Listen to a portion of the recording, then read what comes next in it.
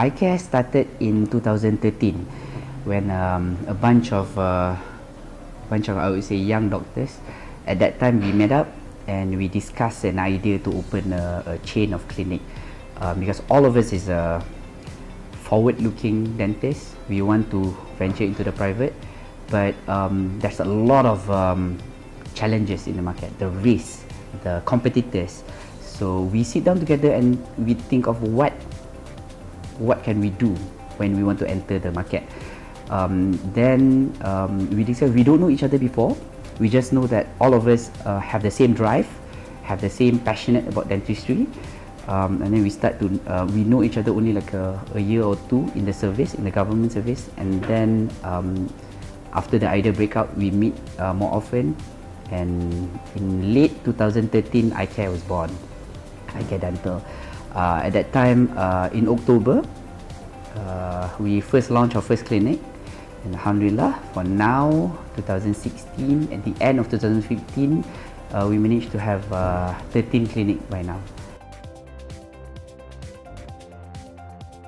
In every clinic, we wanted to have a director in that clinic, a principal doctor to work in that place.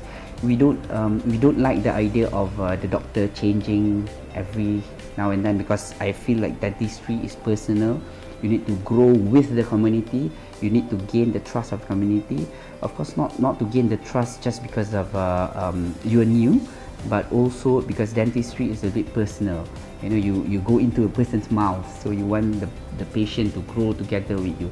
Hence, we allocate our principle is each clinic, you should have a principal doctor to grow with the community.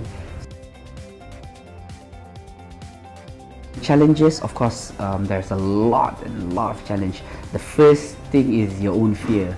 It's like, are you confident enough to throw in that big sum of money to, you know, open up a clinic, to invest in your own skill? It's yourself that needs convincing. And then after that, you know, of course, everything just fell into place, you know, with the support of parents and family and friends.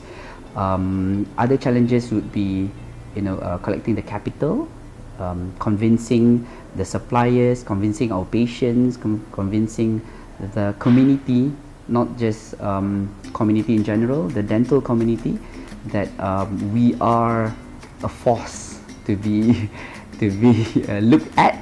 You know, and alhamdulillah, I think now we managed to, you know, put our foot firm in the industry. I would say we gotten back our 150K quite earlier part in eye care movement. But then again, we invest back the money to open more clinics. That's why we have 13 clinics now. So yeah, break-even is a little bit grayish area, but I think we are doing quite well. Not so much of commercializing dentistry.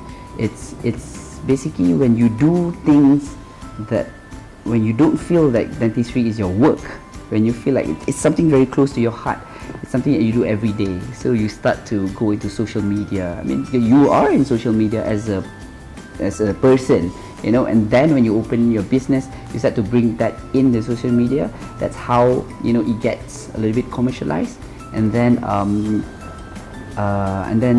there's all of our members, of our directors and partners and associates we go to conferences, get up to date to the latest technology and the latest what's happening in the dentistry world, because it's an ever-changing world. The dentistry world is ever-changing. It's very fast. You know, there's a lot of new improvement and everything.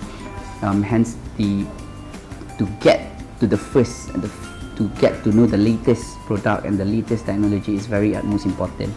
And like I say, when you have passion in it, well, everything else just come naturally. You know, it just become, you know, people talk about it. You know, you tell your family and friends, they talk about it, and yeah, I guess that's how you become a bit commercial.